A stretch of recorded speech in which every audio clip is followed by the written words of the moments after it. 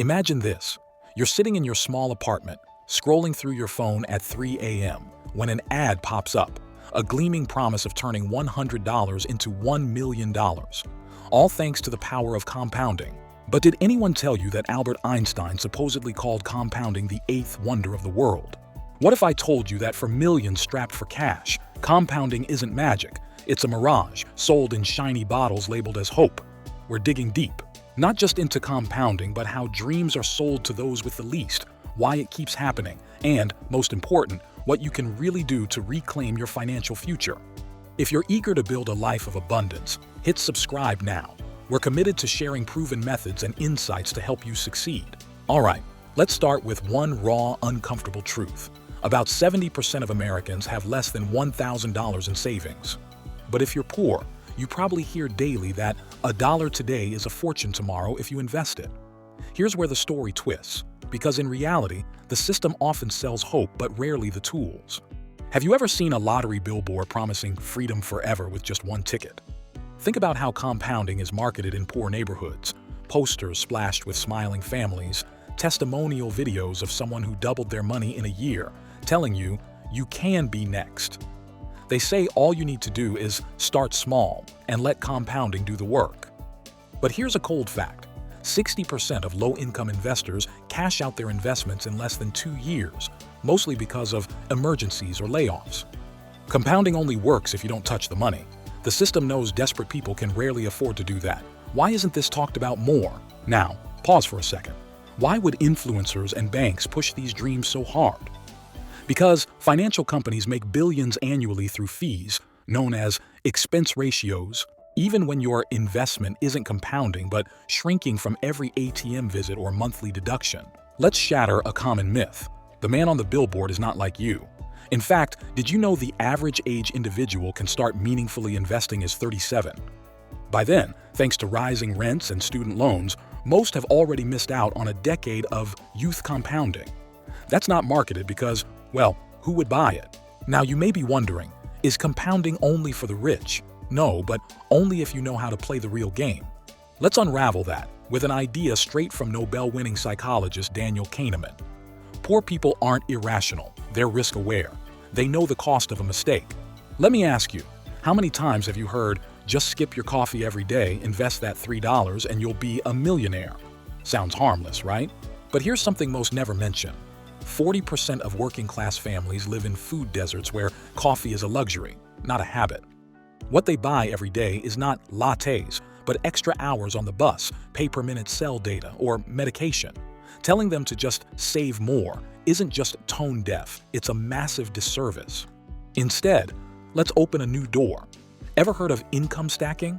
Instead of focusing solely on saving pennies, what if you built your life to stack small, extra streams of income that grow, not just compound a few dollars at a time? Legendary investor Peter Lynch once said, "Know what you own and know why you own it." In other words, your future wealth is less about compounding a skinny savings account and more about multiplying the buckets where money can flow in. This brings us to a shocking realization. Most compounding calculators online assume you won't withdraw money for decades. But for many, job and health crises mean money goes in and out all the time. Sarah, a single mom, invests $50 per month for 10 years, but pulls out half during year 4 for an ER bill. The result? Her compounding barely outpaces a basic savings account. The poor are taught to think only in terms of expenses and get-rich-quick dreams. The true wealthy focus on ownership, stocks, skills, small businesses.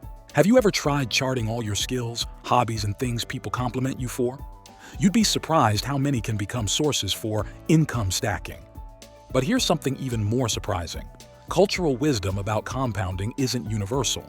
In rural Ghana, compounding is taught through stories of planting yams season after season, never eating all the seeds, always saving some to plant next year. Yet even these stories warn, sometimes you have to eat the seed to survive, and that's okay. Resilience isn't just about financial patience. It's knowing how to adapt and restart. Can you guess the one class most self-made millionaires credit for their rise? It's not personal finance 101, it's negotiation. Why? Because negotiating a $2,000 raise compounds faster than clipping coupons for 20 years. Remember, Every extra dollar you keep in salary or revenue multiplies across a lifetime far more quickly than any low-yield savings account ever could. Here's a practical takeaway. Instead of swallowing get-rich-quick by compounding headlines, design automatic barriers between your money and temptation, like automatic payroll deductions into untouchable accounts. Why? Because psychologists call this implementation intention, planning not just what you want to do, but how you'll stop yourself from doing the wrong thing when life gets rough. Curious about those who finally make it. They all share one trait: brutal self-honesty. They track not only what they earn, but every cent they spend and every promise they break to themselves about saving. The moment you write down, or even better, speak aloud, your real net worth, you start to see the actual levers you control. Did you know that in Japan's Kakeibo household budgeting, every purchase is reflected on with the question, was this necessary? Did it bring joy? Through this, compounding becomes an act of mindfulness, not just math. Imagine if you asked yourself this every time you wanted to invest based on an ad. Let's fast forward the tape. In 5 years, those who master these lessons don't just watch their money compound. They watch their confidence and options multiply. They move from how can I get out of debt to how can I negotiate, invest, and create. If you take one thing away from this, let it be this. Don't buy someone else's dream about compounding. Build your own system based on action, reflection, and multiple income streams. If you got value today, give back with a like and a subscribe. It's the easiest way to say keep going. Share this video to your closed ones, and before you click away, in our next video, we'll reveal the Japanese Kakeibo method of saving money, why it's genius. I'll see you there.